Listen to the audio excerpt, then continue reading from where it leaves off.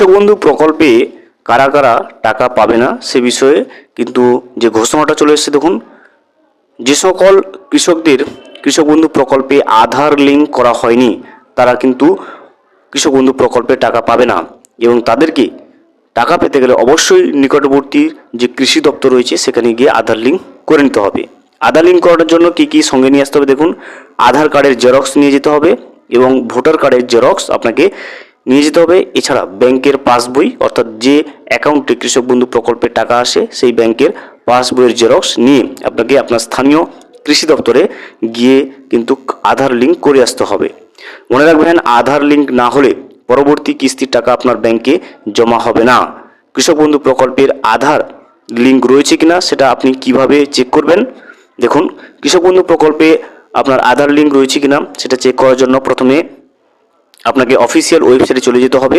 তারপর সেখান থেকে নথিভুক্ত কৃষকের তথ্যে ক্লিক করতে হবে এবং পরবর্তী পেজে আমরা আবার কিন্তু ভোটার কার্ড নাম্বার বসিয়ে বা আপনার মোবাইল নাম্বার বসিয়ে সার্চ করলে আপনার স্ট্যাটাসে চলে আসবে যে আপনার আধার লিঙ্ক রয়েছে কিনা। আমরা কিন্তু প্র্যাকটিক্যালি কৃষক বন্ধু প্রকল্পের অফিসিয়াল ওয়েবসাইটে গিয়ে এবারে চেক করে নেব যে আপনি কিভাবে দেখে নেবেন অনলাইনে যে আপনার কৃষক বন্ধু প্রকল্পে আধার লিঙ্ক রয়েছে কিনা।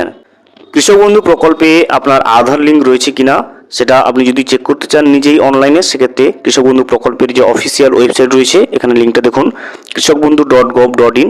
আমি লিঙ্কটা ডিসক্রিপশন বক্সে দিয়ে রাখবো, সেখান থেকে ক্লিক করে আপনি এই ওয়েবসাইটে চলে আসবেন।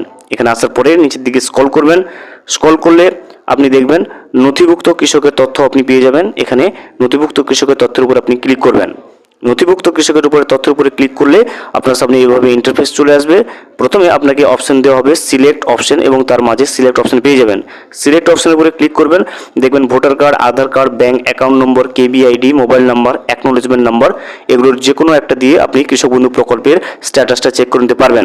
যেহেতু আমরা আধার লিঙ্ক রয়েছে কিনা সেটা জানার জন্য আমরা চেক করছি, সেক্ষেত্রে আমরা কিন্তু দিয়ে দেবো ভোটার কার্ড নম্বর, এবং এর নিচে যে আইডি নম্বর এখানে দেখুন রয়েছে, এখানে ভোটার কার্ড নম্বরটা বসিয়ে আপনি কি করবেন, আই এম নট এ রোবটের উপরে ক্লিক করবেন। তারপরে কিন্তু সার্চ যে অপশনটা পেয়ে যাবেন সেই সার্চ অপশনের উপরে ক্লিক করবেন। ভোটার কার্ড নাম্বার এবং আই এম নট এ রোবটের উপরে ক্লিক করার পরে যখনই আপনি সার্চ অপশনের উপরে ক্লিক করবেন আপনার সামনে ওই কৃষকের সমস্ত তথ্য কিন্তু স্ক্রিনে শো করবে। এবার এখান থেকে আপনি দেখে নিতে পারবেন, দেখুন এখানে আধার নম্বর যে ঘরটা রয়েছে, এখানে এই আধার নম্বর ঘরের নিচে যদি আপনার আধার কার্ড নম্বর বসানো থাকে সেক্ষেত্রে আপনি বুঝবেন যে আপনার কৃষক বন্ধু প্রকল্পে আধার লিঙ্ক রয়েছে।